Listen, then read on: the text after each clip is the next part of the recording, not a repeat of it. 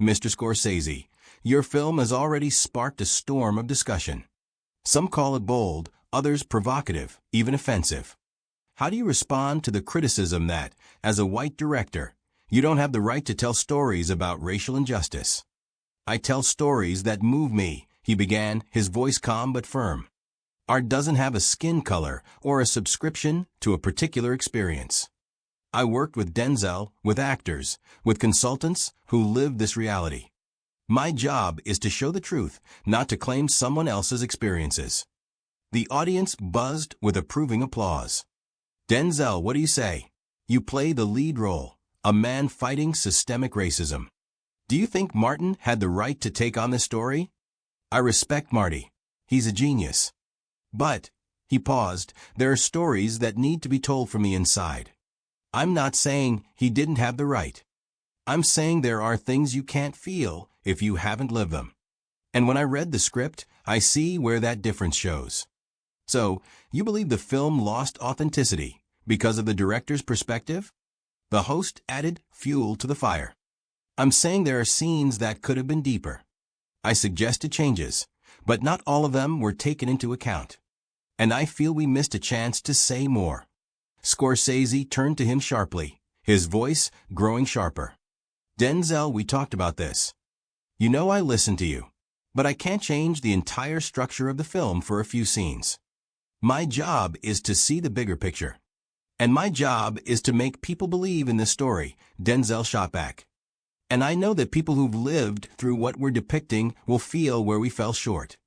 The audience erupted in applause.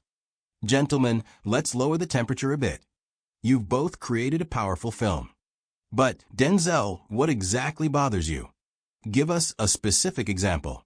Denzel sighed, his shoulders dropping slightly, but his eyes burned with fire. But Marty said it would drag the scene. They don't know that this moment can change their reputation.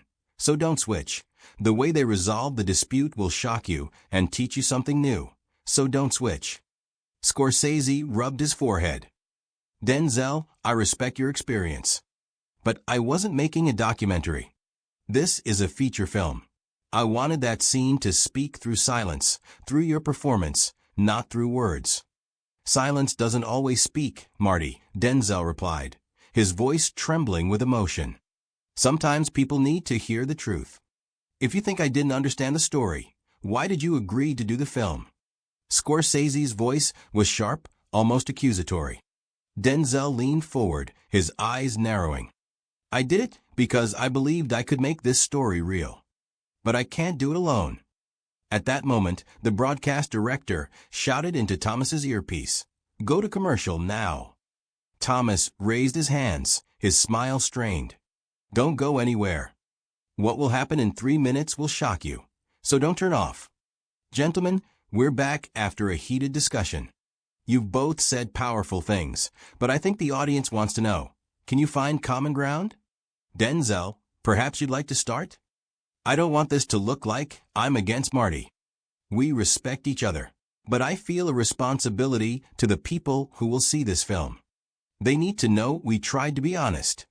And when I say something could have been done better, it's not an attack. It's an attempt to make the story real. The audience buzzed with approving applause.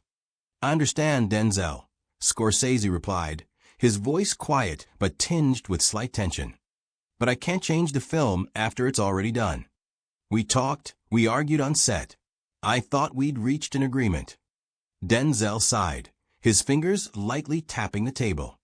We talked, Marty. But you didn't always listen. Thomas opened his mouth to intervene, but suddenly a sharp voice cut through the silence like a knife from the audience. I have the footage. Everyone froze. The cameras swung toward the audience, where a middle-aged man stood, his gray hair disheveled, his face flushed with emotion. A badge on his sweater read Greg, operator. He held his phone aloft, as if it were evidence in a courtroom. Excuse me, sir, what did you say? Thomas's voice trembled with a mix of shock and anticipation of a scoop. Greg, undeterred, stepped forward, his voice booming despite the security guard's attempts to approach. I was on set as a freelance operator. I filmed the moment when Denzel tried to explain how to make the police seem more truthful. But Scorsese brushed him off and literally pushed him. I have the video, and I can show it. The studio erupted into chaos. The audience gasped, some shouting, "Show the footage." Scorsese turned sharply toward Greg, his face paling, his eyes narrowing. "That's a lie," he said, his voice low but trembling with anger. "I never pushed anyone." Denzel, however, sat silently, his face impassive, though a shadow of pain flickered in his eyes. Emily, backstage, felt her stomach clench. She knew this moment could ruin everything she tried to salvage. She rushed to the broadcast director, whispering, "Don't cut the feed. Give them a chance to respond." Thomas, trying to regain control, raised his hands. "Gentlemen, please calm down." "Sir, what's your name? And what exactly are you claiming?" Greg, ignoring the guards now at his side, shouted, "My name's Greg Walsh. I worked on set for 3 months." I saw Denzel trying to speak, but he was ignored. And when he approached Scorsese after filming, Scorsese pushed him and said, "Don't interfere with my work. I recorded it on my phone because I knew it was important." The audience erupted again, louder this time. Scorsese stood, his hands trembling. "This is absurd. I never laid a hand on Denzel or anyone else. Show the footage if you have it." Denzel finally spoke, his voice quiet but piercing. "Marty, I don't remember you pushing me. But I do remember you saying, 'Enough, Denzel, I know what I'm doing.' And I walked away because I didn't want to fight. If there's footage, I want to see it. Not for you or me, for the truth."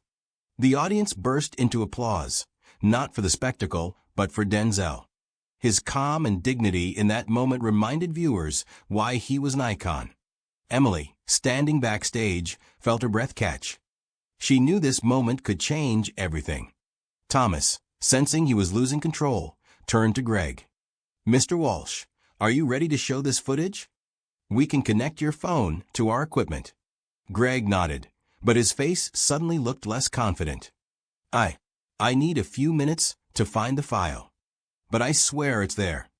Security finally reached him, but Emily intervened, rushing to the director. "Give him a chance," she whispered. "If we stop this now, people will think we're hiding something."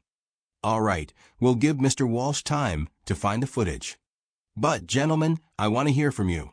What happened on set? Denzel, tell us your version." Denzel sighed, his gaze distant, as if he were back in that moment. "It was after filming the police scene. I felt it wasn't working. I went to Marty, said I wanted to add dialogue to show how my character reacts to humiliation. He listened, but then said the scene was already perfect. I pushed back, and Denzel paused, his eyes meeting Scorsese's. He didn't push me physically, but he brushed me off. Said, 'Denzel, I know what I'm doing.' And I felt unheard." Scorsese rubbed his face, his voice hoarse. "I remember that moment. I was exhausted. We'd been shooting for 12 hours. I didn't want to argue because I thought the scene worked. If I offended you, Denzel, I didn't mean to. But I didn't push you. That's not true." Emily, backstage, felt her heart tighten. She saw both men were sincere, but the truth lay somewhere in between.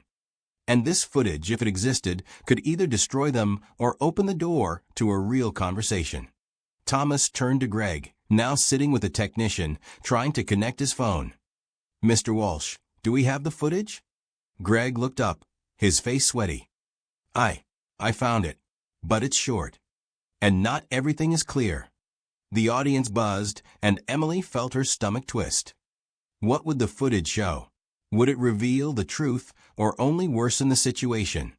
And how would Denzel and Scorsese handle their conflict becoming public? The studio held its breath. The smell of coffee and the tension in the air created a sense that the whole world was waiting. Whether is telling the truth or lying? You'll find out now. But first, subscribe to the channel. "Mr. Walsh, are we ready?" Thomas asked, his voice tense but professional. Greg nodded, his face pale. "Yes. Here it is." The screen lit up, displaying grainy footage shot on a phone. The set was bustling. People moved back and forth, cameras shifted, and voices merged into a chaotic hum. In the center of the frame stood Denzel, his posture straight but weary. He was speaking to Scorsese, who sat in a director's chair, holding a tablet. "Marty, I feel like this scene isn't working," Denzel said, his voice calm but insistent. "We could add a few lines to show his inner struggle. It's important." Scorsese looked up, his face exhausted. He rubbed the bridge of his nose and replied, his voice sharp but not aggressive. "Denzel, I get it, but the scene is already balanced. If we add dialogue, it'll disrupt the rhythm. Let's leave it as is." Denzel leaned closer, his hand lightly touching the back of Scorsese's chair. "Marty, I know you see the big picture. But I know what people who live this reality feel. Give me a chance." Scorsese stood, his movements abrupt but not hostile. He waved his hand dismissively, a gesture that could be interpreted as irritation but not physical aggression. "Denzel, I know what I'm doing." "Enough, please," he said, turning back to the monitor. Denzel stood for a moment, his face impassive, but a flicker of pain crossed his eyes. He turned and walked away, and the video cut off. "Mr. Walsh, you said Scorsese pushed Denzel. But in the video, we only see a hand gesture." "Can you explain?" Thomas asked, his voice professional but with a hint of challenge. Greg flushed, his voice quieter. Maybe I exaggerated the word pushed. But I saw Denzel trying to speak, and he wasn't being heard. It felt unfair." The audience buzzed, but this time the voices carried more confusion than outrage. Emily felt a slight relief, but knew the real moment of truth was still ahead. She whispered to the broadcast director, "Let them talk. This is their chance." Thomas turned to Scorsese and Denzel. "Gentlemen, you've seen the footage. What do you think?" Denzel spoke first, his voice calm but piercing. "I don't remember you pushing me, Marty. But I remember that moment. I felt unheard. And it's not just about me. It's about the people whose stories we're telling. They deserve to have their voices heard." The audience erupted in applause, sincere and warm. The older viewers, who saw echoes of their own struggles for justice in this conversation, felt their hearts tighten. Scorsese nodded, his eyes glistening with emotion. "Denzel, I didn't mean to make you feel ignored," he said, his voice hoarse but sincere. "I was exhausted. We'd been shooting for 12 hours. My gesture was sharp, and I regret it. But I want to say something more." He paused, his gaze resolute. The audience fell silent. Even Thomas leaned forward, sensing something significant was coming. "I listened to you, Denzel, and I heard your ideas. But I was too stubborn to admit you were right. That police scene. You were right. It could have been deeper, and I don't want our film to be only half true." Denzel raised his eyebrows, his face a mix of surprise and respect. The audience murmured, but Scorsese raised his hand, asking for silence. "I've decided we'll reshoot those scenes. We'll go back to the set, add the dialogue you suggested. I want this film to speak the truth, not mine, not yours, but the truth of the people we're portraying." The studio exploded with applause, thundering like a storm. The audience stood, their faces glowing with excitement. Denzel smiled for the first time in the broadcast, his smile warm like the sun after a storm. He extended his hand to Scorsese, who shook it firmly. The gesture was more than reconciliation. It was a symbol of respect and a willingness to change. Thomas, sensing the show had reached its climax, turned to the camera. "This is a historic moment, gentlemen. Thank you for your honesty and for showing us how to listen and hear. Denzel, the final word is yours." Denzel nodded, his voice quiet but powerful. "I want people to remember, truth starts with dialogue. Not with shouting, not with insults, but with a willingness to listen. If we can do this here, live on air, maybe others can too." The audience erupted in applause again, lasting so long that Thomas had to raise his hands to calm them. Emily, backstage, felt euphoria fill her chest. She knew this moment would become legendary, not for the argument, but for how two great men found a path to truth. The cameras pulled back, but the microphones still caught Denzel quietly saying to Scorsese, "Thank you, Marty. This means a lot." Scorsese smiled, his eyes moist. "No, thank you. We'll make this film better. Together." The next day, social media was abuzz with clips from the broadcast, but this time the posts were filled with hope. The hashtag Listen to Truth overshadowed previous trends, and the video of Scorsese promising to reshoot scenes went viral. Emily sat in her office, scrolling through reactions. Her phone buzzed with messages. Colleagues called her a genius for keeping the broadcast from descending into chaos. But for her, the most meaningful was an email from an elderly viewer she found in the show's inbox. "I've lived 68 years and seen many conflicts. But yesterday, I saw two men admit their mistakes and decide to do something better. It reminded me that even in our time, there's still room for hope." Emily smiled, her fingers lightly brushing the screen. She knew this broadcast hadn't solved all problems, not in film, not in society. But Scorsese's decision to reshoot scenes based on Denzel's advice became a symbol that change is possible with a willingness to listen. And though much work lay ahead, this moment left a spark in the hearts of viewers, a spark that could ignite something greater. Denzel and Scorsese returned to work on the film, their collaboration deeper and more sincere. Emily, the young producer who risked everything to give them a chance, became an example of how courage and belief in dialogue can change the course of events. And the world, though slowly, began to listen.